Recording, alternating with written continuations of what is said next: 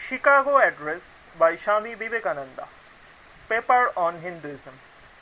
Read at the Parliament on 19 September 1893. Three religions now stand in the world which have come down to us from time prehistory: Hinduism, Zoroastrianism, and Judaism. They have all received tremendous shocks, and all of them prove by their survival their internal strength. But while Judaism failed to absorb Christianity and was driven out of its place of birth by its all-conquering daughter, and a handful of Parsis is all that remains to tell the tale of their grandchildren. Sect after sect arose in India and seemed to shake the religion of the Vedas to its very foundations. But like the waters of the seashore in a tremendous earthquake, it receded only for a while, only to return in all-absorbing flood, 1,000 times more vigorous, and when the tumult of the rush was over, these sects were all sucked in, absorbed, and assimilated into the immense body of the mother faith. From the high spiritual flights of the Vedanta philosophy, of which the latest discoveries of science seem like echoes, to the low ideas of idolatry with its multifarious mythology and agnotism of the Buddhist and the atheism of the Jains, each and all have a place in the Hindu's religion. Where then, the question arises, where is the common center to which all these widely diverging radii converge? Where is the common contradiction rest? And this is the question I shall attempt to answer. The Hindus have received their religions through revelation, the Vedas. They hold that Vedas are without beginning and without end.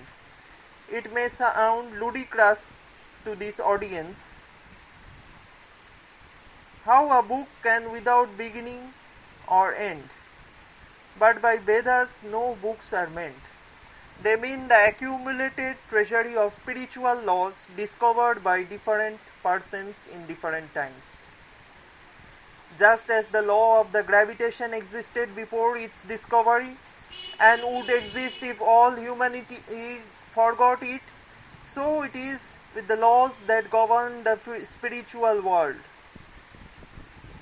The moral, ethical, and spiritual relations between soul and between the individual spirits and the Father of all spirits were there before their discovery and would remain even if we forgot them. The discoverers of these laws are called rishis, and we honor them as perfected beings.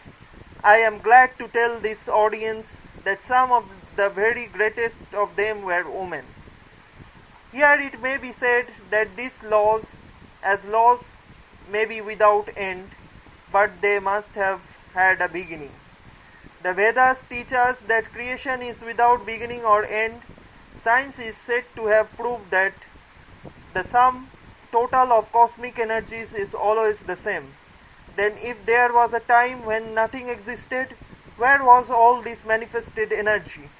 Some said it was in the potential form in God. In that case, God is sometimes potential and sometimes kinetic, which would make him mutable. Everything mutable is a compound, and everything compound must undergo that change which is called destruction. So God would die, which is absurd. Therefore, there never was a time when there was no creation. If I may be allowed to use a simile, creation and creators are two lines, without beginning and without end, running parallel to each other. God is the ever-active providence by which power systems after systems are being evolved out of chaos, made to run for a time and again destroyed. This is what the Brahmin boy repeats every day. The sun and the moon, the Lord created like the sun and the moon of previous cycles, and this agrees with the modern science. Here I stand And if I shut my eyes and try to conceive my existence, I, I, I, what is the idea before me? The idea of a body. Am I then nothing but a combination of material substances? The Vedas declare no, I am a spirit living in a body. I am not the body. The body will die, but I will not die. Here I am in this body, it will fall, but I shall go on living. I had also a past. The soul was not created, for creation means a combination of which means a certain future dissolution. If then soul was created, it must die. Some are born happy, enjoy perfect health with beautiful body, mental vigor and all wants supplied. Others are born miserable. Some are without hands or feet. Others are again idiots and only drag on a wretched existence. Why, if they all are created, why does just a merciful God create one happy and another unhappy? Why is he so partial? Nor would it mend matters in the least to hold that those who are miserable in this life will be a happy in future one. Why should a man be miserable even here in the reign of just and merciful God? In the second place, the idea of a creator of God does not explain in the anomaly, but simply expresses the cruel fact of an all-powerful being. There must have been causes then before this birth to make a man miserable or happy, and those were his past action. Are not all the tendencies of the mind and the body accounted for by inherited aptitude?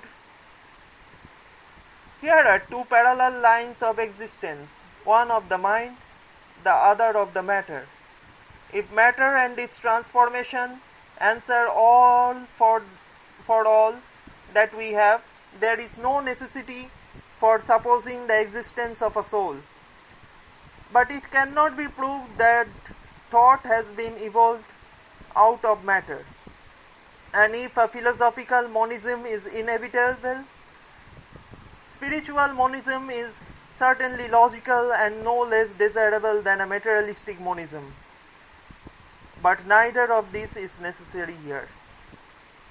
We cannot deny that bodies acquire certain tendencies from heredity, but those tendencies only mean the physical configuration, through which a peculiar mind alone can act in a peculiar way. There are other tendencies peculiar to a soul caused by his past action, and a soul with a certain tendency would by the laws of affinity take birth in a body which is fittest instrument for the display of the tendency. This is in accord with science, for science wants to explain everything by habit, and habit is got through repetition. So repetitions are necessary to explain the natural habits of the newborn soul, and since they were not obtained in the present life, they must have come down from the past life. There is another suggestion, taking all this for granted. How is it that I do not remember anything of my past lives? This can easily be explained.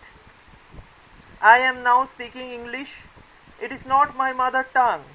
In fact, no words of my mother tongue are now present in consciousness. But let me try to bring them up, and they rush in. That shows that consciousness is only the surface of the mental ocean, and within its depth are stored up all our experiences. Try and struggle, they would come up, and you would be conscious even of your past lives. This is direct and demonstrative evidence. Verification is the perfect proof of a theory. And here is the challenge thrown to the world by the rishis. We have discovered the secret by which the very depths of our ocean of memory can be stirred up. try it and you would get a complete reminiscence of your past life. So then the Hindu believes that he is a spirit. Him the sword cannot pierce, him the fire cannot burn, him the water cannot melt, him the air cannot dry. The Hindu believes that every soul is a circle whose circumference is nowhere, but whose center is located in the body. And that means the change of this center from body to body. Nor is the soul bound by the conditions of matter. In its very essence, it is free, unbounded, holy, pure, and perfect. But somehow or the other, it finds itself tied down to the matter and thinks of itself as matter. Why should the free, perfect, and pure being be thus under the matter is the next question. How can the perfect soul be deluded into the belief that it is imperfect? We have been told that Hindus shirk the question and say that no such question can be there.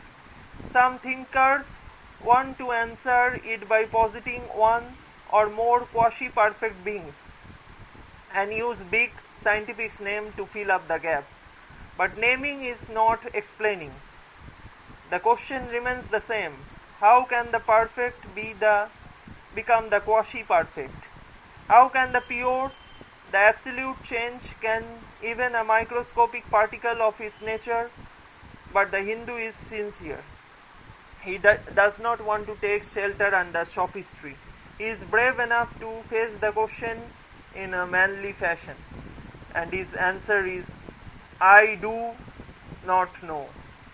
I do not know how the perfect being, the soul, came to think of itself as imperfect, as joined to and conditioned by matter.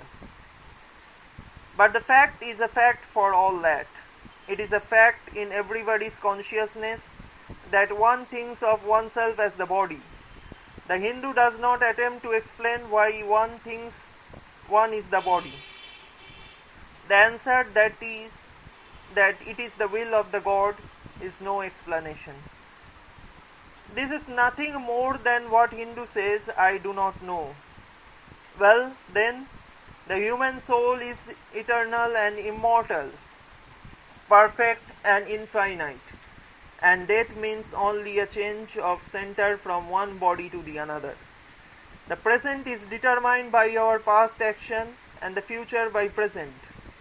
The soul will go on evolving up or reverting back from birth to birth and death to death. But here is another question. Is man a tiny boat in a tempest rest, one moment on a foamy crest of a billow, and dashed into a yawning chasm of the next, rolling to and fro at the mercy of good and bad action, our powerless, helpless wreck in an ever-raging, ever-rushing, uncompromising current of cause and effect, a little moth placed under the wheel of causation, which rolls on crushing everything in its way, and waits not for the widow's tears or orphan's cry. The heart sings at the idea, yet this is law of nature. Is there no hope? Is there no escape? Was the cry that went up from the bottom of the heart of despair. It reached the throne of mercy, and words of hope and consolation came down, and inspired a Vedic sage. And he stood up before the world and in trumpet voice proclaimed the glad tidings, Hear ye children of immortal bliss, even ye that reside in higher sphere. I have found the ancient one who is beyond all darkness, all delusion. Knowing him alone, you shall be saved from the death over again. Children of immortal bliss, what a sweet, what a hopeful name. Allow me to call you brethren by that sweet name. Heirs of immortal bliss, yeah, that Hindu refuses to call you sinners. Ye are the children of God, the sharers of immortal bliss. holy and perfect beings, ye divinities on earth, sinners. It is sin to call a man so. It is a standing level on human nature. Come up, O lions, and shake off the delusion that you are sheep. You are souls immortal, spirits free, blessed and eternal. Ye are not matter, ye are not bodies. Matter is your servant, not you, the servant of the matter. Thus it is the Vedas proclaims not a dreadful combination of unforgiving laws, not an endless prison of cause and effect, but at this head of all this, in through every particle of matter and force stands one, by whose command the wind blows, the fire burns, the cloud rains, and death stalks up upon the earth. And what is his nature? He is everywhere, the pure and formless one, the Almighty and the All-Merciful. Thou art your Father, thou art your Mother, thou art your beloved friend, thou art the source of all strength, give us strength. Thou art he that beareth the burdens of the universe. Help me bear the little burden of this life. Thus sang the rishis of the Veda. And how to worship him? Through love. He is to be worshipped as the one beloved, dearer than everything in this and the next life. This is the doctrine of love declared in the Vedas, and let us see how it is developed and taught by Krishna, whom the Hindus believe to have been God incarnate on earth. He taught that a man ought to live in this world like a lotus leaf which grows in water but it is never moistened by water. So a man ought to live in the world, his heart to God and his hands to work. It is good to love God for hope of reward in this or next world, but it is better to love God for love's sake. And prayer goes, Lord, I do not want wealth, nor children, nor learning. If it be thy will, I shall go from birth to birth, but grant me this, that my love thee without the hope of reward, love unselfishly for love's sake. One of the disciples of Krishna, the then Emperor of India, was driven from his kingdom by his enemies and had to take shelter with his queen in a forest in the Himalayas. And there one day the queen asked him how it was that he, the most virtuous of men, should suffer so much misery. Yudhishthira answered, Behold, my queen, the Himalayas, how grand and beautiful they are, I love them. They do not give me anything, but nature is to love the grand, the beautiful. Therefore I love them. Similarly, I love the Lord. He is the source of all beauty, of all sublimity. He is the only object to be loved. My nature is to love him, and therefore I love. I do not pray for anything, I do not ask for anything.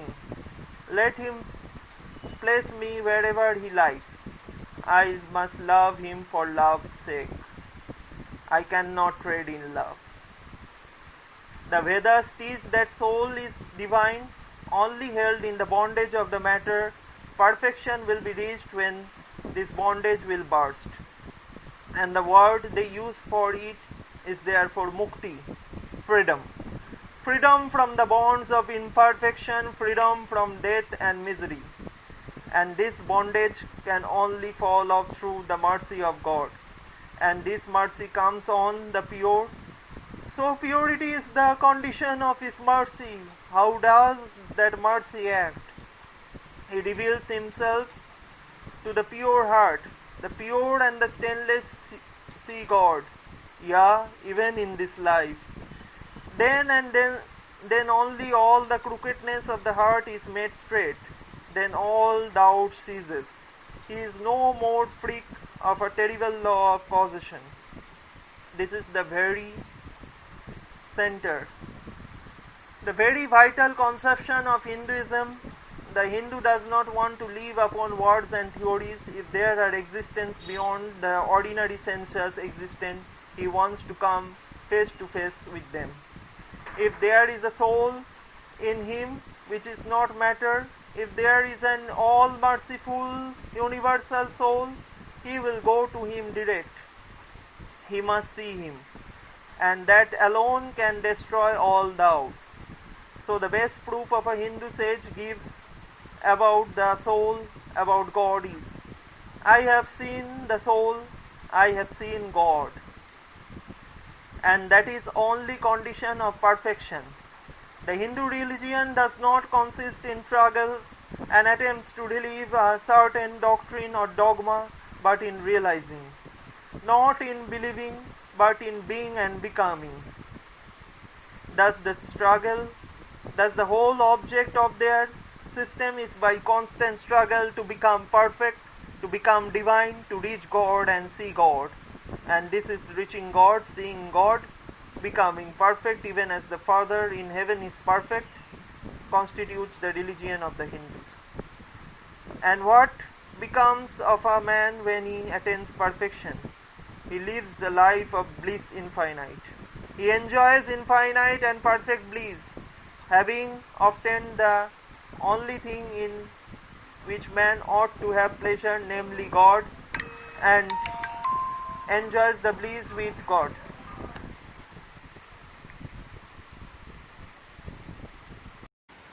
So far, all Hindus are agreed. This is the common religion of all sects of India. But then perfection is absolute. And the absolute cannot be two or three. It cannot have any qualities. It cannot be an individual. And so when a soul becomes perfect and absolute, it must become one with the Brahman. And it would only realize Lord as perfection. The reality of its own nature and existence, the existence absolute, the knowledge absolute, and bliss absolute. We have often read this called the losing of individuality and becoming a stock or a stone. He jests at scars that never felt a wound. I tell you, it is nothing of that kind. If it is happiness to enjoy the consciousness of the small body, it must greater happiness to enjoy the consciousness of two bodies. The measure of the happiness increasing with the consciousness of an increasing number of bodies, the aim, the ultimate of happiness being reached when it would become a universal consciousness. Therefore, to gain this infinite universal individuality, this miserable light prison in individuality must go. Then alone can death cease when I am one with life. Then alone can misery cease when I am one with happiness itself. Then alone can all error cease when I am one with knowledge itself. And this is necessary scientific conclusion. Science has proved to me that physical individuality is a delusion, that really my body is one little continuously changing body in an unbroken ocean of matter. And Advaita is the necessary conclusion with my other counterpart, soul. Science is nothing but finding of unity. As soon as science would reach perfect unity, it would stop from further progress, because it would reach the goal. Thus, chemistry would not progress further when it would discover one element out of which all others could be made. Physics would stop when it would be able to fulfill its services in discovering one energy which all the others are manifestations.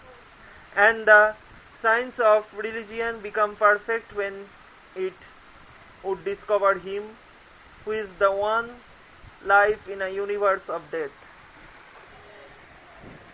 Him who is the constant basis of an ever-changing world, one who is the only soul of which all souls are but delusive manifestations.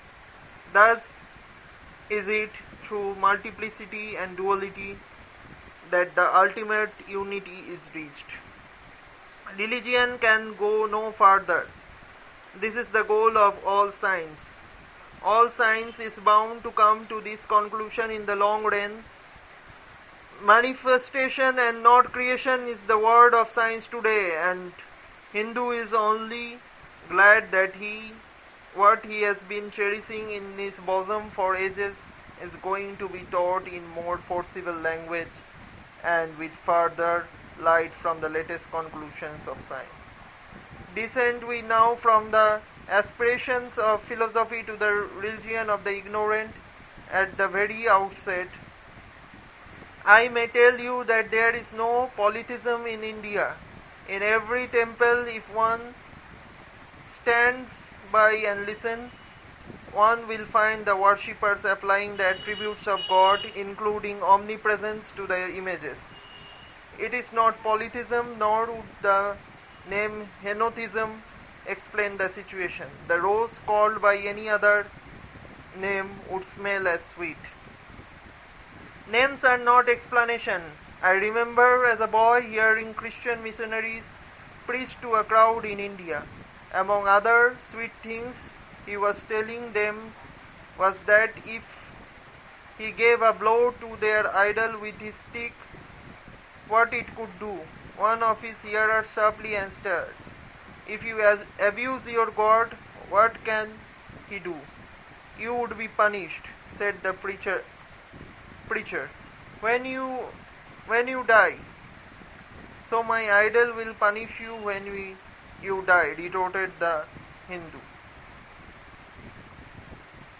The tree is known by its fruit.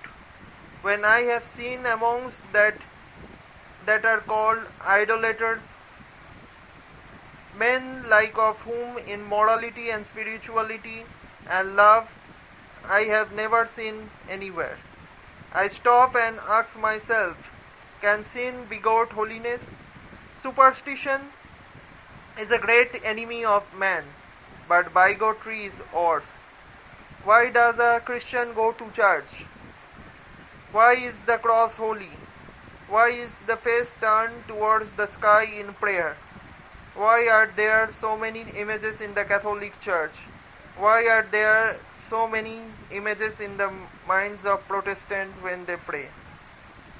My brethren, we can no more think about anything without a mental image that we can live without breathing. By the law of association, the material image calls up the mental idea and vice versa. This is why Hindu uses an external symbol when we worship. He will tell you, it helps to keep his mind fixed on the being to whom he prays. He knows as well as you do that image is not God, is not omnipresent. After all, how much does omnipresence mean to almost the whole world?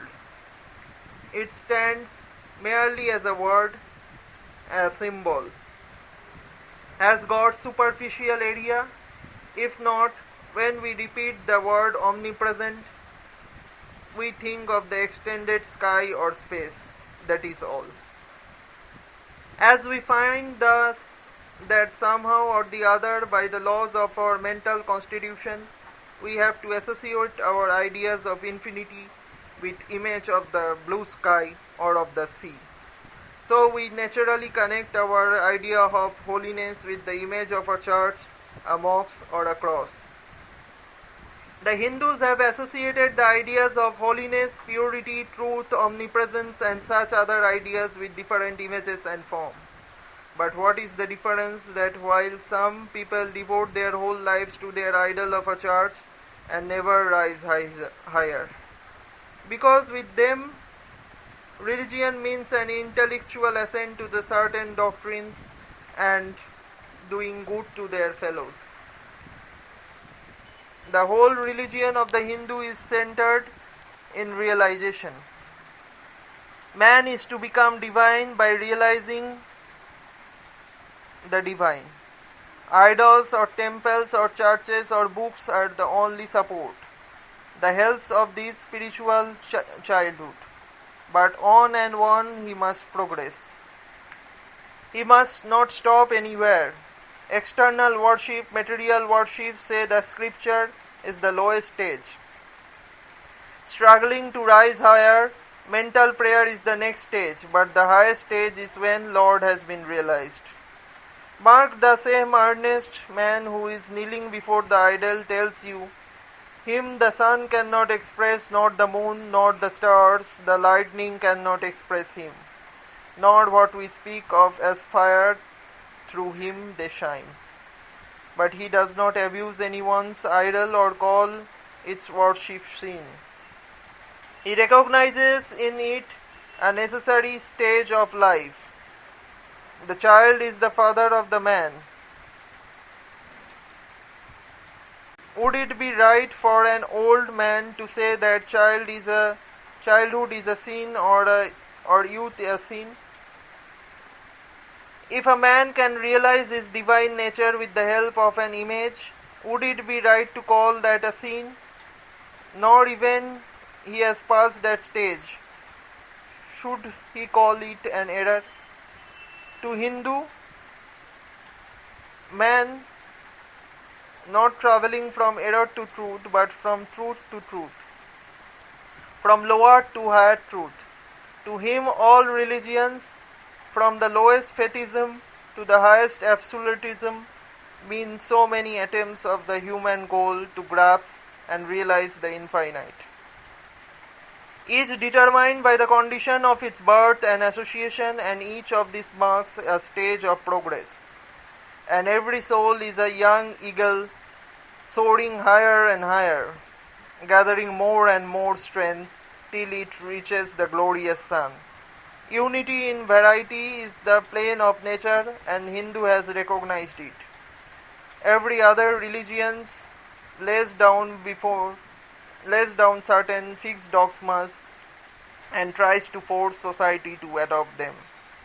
It places before society only one code which must fit Jack and John and Henry all alike. If does not fit John or Henry, he must go without a coat to cover his body. The Hindus have discovered that the absolute can only be realized or thought of or stated through the relative, and the images, crosses, crescent are simply so many symbols, so many pegs to hang spiritual ideas on. It is not that this help is necessary for everyone, but those that do not need it have no right to say that it is wrong, nor it is compulsory in Hinduism. One thing I must tell you, idolatry in India does not mean anything horrible. It is not the mother of the harlots. On the other hand, it is the spiritual truths. The Hindus have their faults, they sometimes have their exceptions, but mark this, they are always for punishing their own bodies, and never for cutting the throats of their neighbor. If the Hindu fanatic burns himself on the pyre, he never lights the fire of inquisition. And even this cannot be laid at the door of the religion any more than burning of witches can be laid at the door of the Christianity. To the Hindu, then the whole world of religions is only a traveling, a coming up of different men and women through various conditions and circumstances to the same goal. Every religion is only evolving a God out of the material man, and the same God is the inspirer of all of them. That is why then there are so many contradictions. They are only apparent, says the Hindu. The contradictions come from the same truth adapting itself to the varying circumstances of different natures. It is the same light coming through glasses,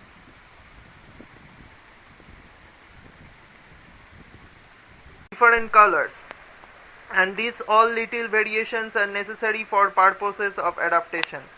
But in the heart of everything, the same truth reigns. The Lord has declared to the Hindu in his incarnation as Krishna, I am in every religion as the thread through a string of pearls. Wherever thou seest extraordinary holiness and extraordinary power raising and purifying humanity, know thou that I am there. And what has been the result? I challenge the world to find throughout the whole system of Sanskrit philosophy any such expression as that Hindu alone will be saved and not others, says Vaisha. We find perfect men even beyond the pale of our caste and creed. One thing more, how then can the Hindu whose fabric of thought centers in God believe in Buddhism, which is agnostic, or in Jainism, which is atheistic? The Buddhists or the Jains do not depend upon God, but the whole force of their religion is directed to the great central truth in every religion, to evolve a God out of man. They have not seen the Father, but they have seen the Son, and he that hath seen the Son hath seen the Father also. This, brethren, is a short sketch of the religious ideas of the Hindus.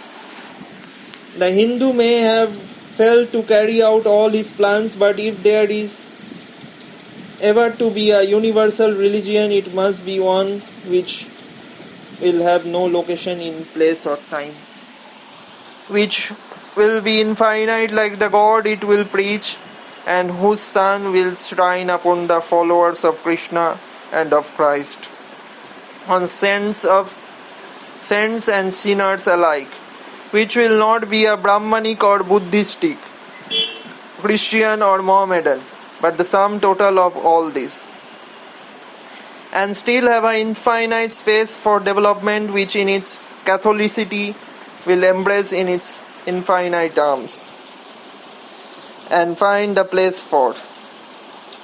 Every human being, from the lowest groveling savage, not far removed from the brute, to the highest towering, by virtues of his head and heart, almost have humanity, making society stand in awe of him and doubt his human nature.